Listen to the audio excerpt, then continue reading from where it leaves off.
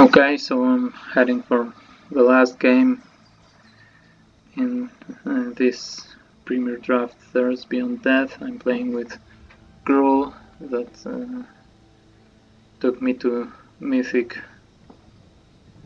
in the October season.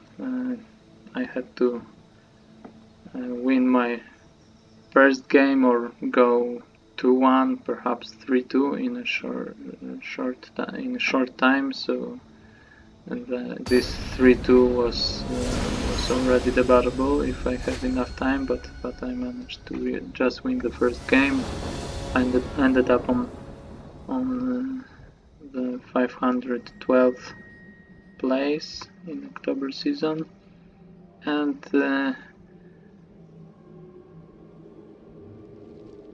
I continue this draft in November season, and I'm going 6-2, so this is the last game. No matter what happens, I will reach 7th win or 3rd loss. And I think I have a pretty good hand. My opponent begins and is taking at least one mulligan, so it's another reason to keep my decent hand. So 3rd mountain on turn 3 would be very good for me. If it won't come, I can just play Omen or Destiny Spinner, and now I have another 3 drop, so I think I'm just gonna kill this one, but I'll risk passing turn, seeing what my opponent has.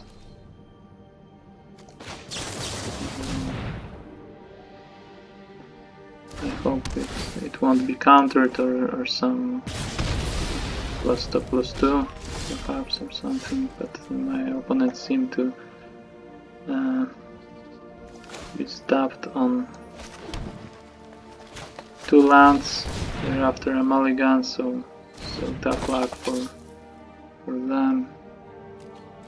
And if I draw a 4th land, I can enable Stampede Rider. Yes, so nice. I can have some good attacks. It's a shame that my 2nd mountain isn't coming and I can play Annex, but I have some good plays until good plays until then, and maybe I will scry with Omen if nothing good comes. Time. Okay, so here we have.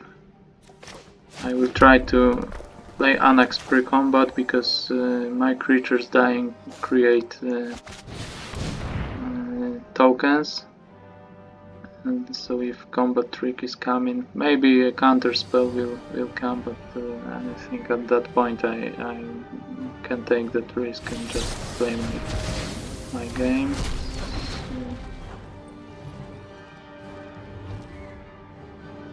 So I can attack for 7 and play Destiny Spinner, and it's not bad. Anyway, so. And if my opponent plays a creature and will be tapped out, a removal is coming, so that seems nice enough. So that was my the best enchantment creature by then, so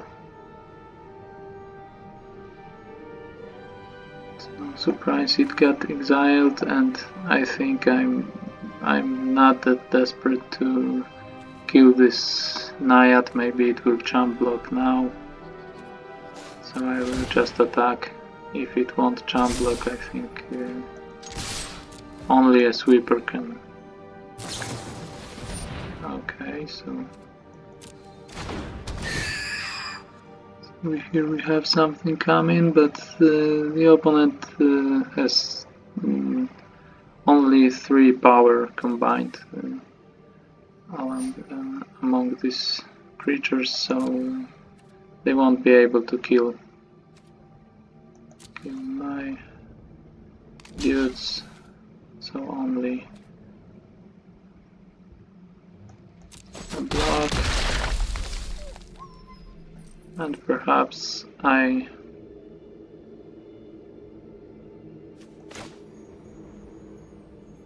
want to kill this Naiad, because if my opponent is stuck on 3 lands, it enables them quite nice plays, we see. So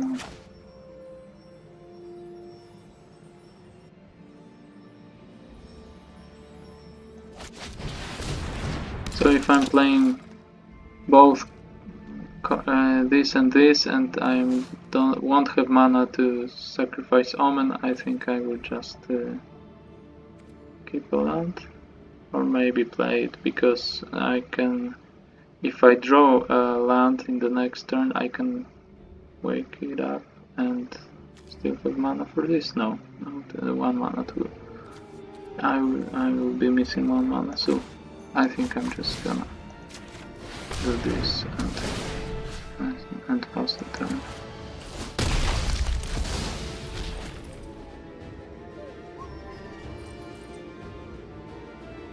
Yes.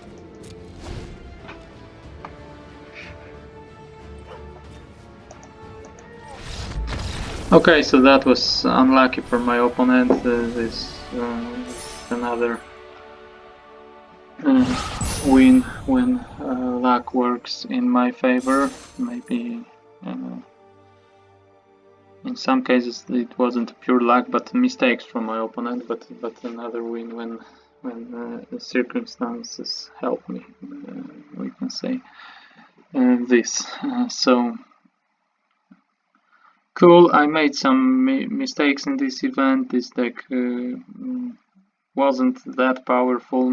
Luck and sometimes my opponent helped me, but still, I think it was a nice deck, fun to play, hopefully fun to watch too, and I'm glad I reached 7 wins.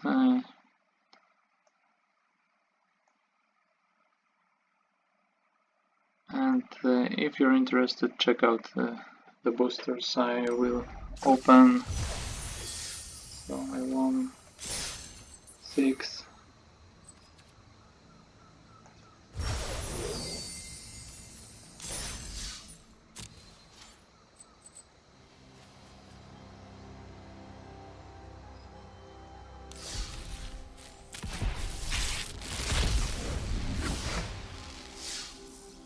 And maybe we will talk about constructed applications. Caryatid is certainly playable. It's so play already outside, so play in mono white lifelink decks, maybe some Orzhov lifelink decks, life gain decks, and I think that's about it. I'm not sure, maybe someone played Irrelevant Revelers, but I think there are better ways to destroy artifacts in Shredded Sails. I think destroys artifacts and has cycling and deals damage to flyers, so it's a quite universal sideboard card, and Revelers are just not too good. But perhaps if you're an aggro deck, maybe you prefer a creature that destroy artifacts on entering the battlefield. So, but I think this adventure creature is still better. I don't remember how it was called, but red adventure creatures that destroys artifacts. Labyrinth of Scophos, I don't think it's so play, but maybe in some decks, I think there are better colorless lands even for control decks. I think your crawling barrens are better. Maybe control decks don't need the mana sinks that control the board that much. Maybe they need more win conditions that don't die to their sweepers. So I would prefer playing crawling barrens.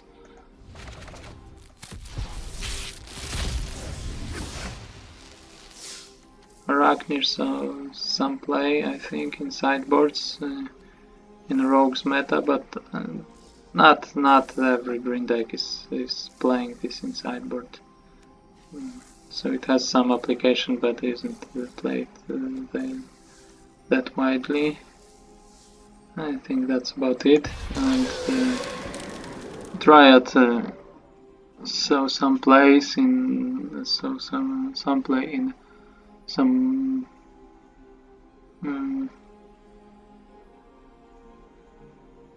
interesting wacky decks. I don't think it's so plain in any popular deck, but some builds try to utilize it, and it's an interesting card that is worth consideration in some builds.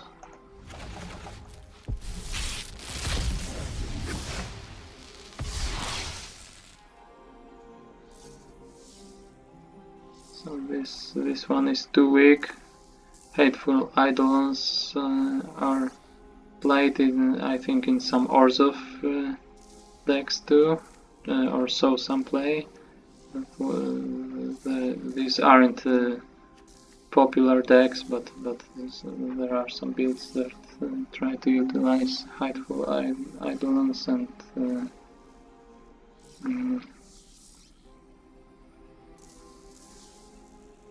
I don't think these decks wanted Dawn Avengel. I think it's too expensive for constructed. The effect is promising. Maybe if it had weaker stats and was for 2 mana, some hateful Eidolons and decks using Lurus as a companion would gladly play such creature, but for 3 mana it doesn't fit.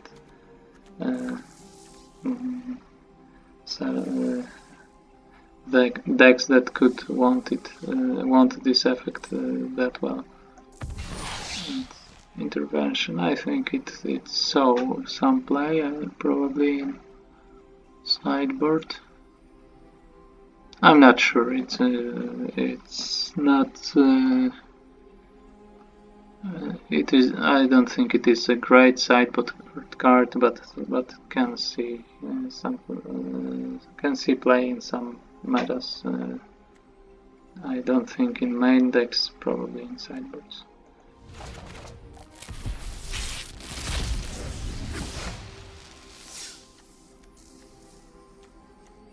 Okay, so no constructed cards here so far, and From Ancient is a weird card that can be used in some wacky builds, but I think I already commented on it.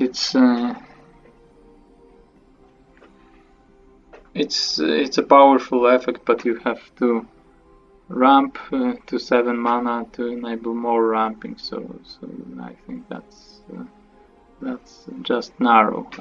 It's not many decks with something like this.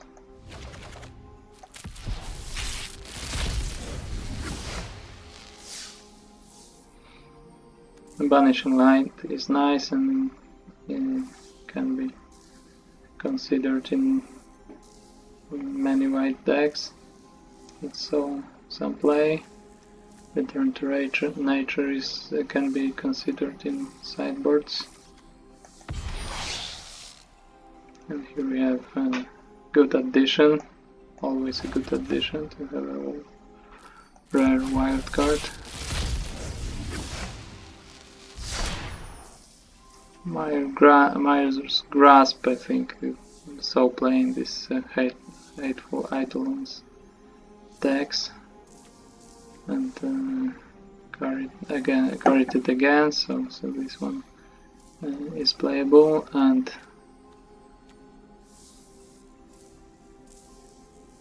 I am not sure if it saw any play in our decks, but I think you can do better, probably.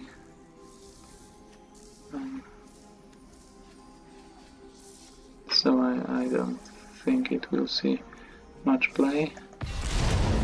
The Cloth is playable, some decks play it. It's a weird card if you can wake it up. It's a powerful creature, and the effect isn't bad either. Ramping or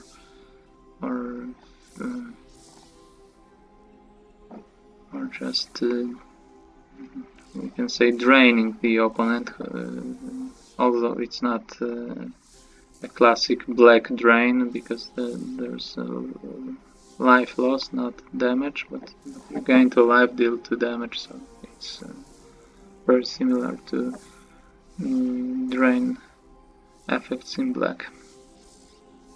So Cloth is quite nice.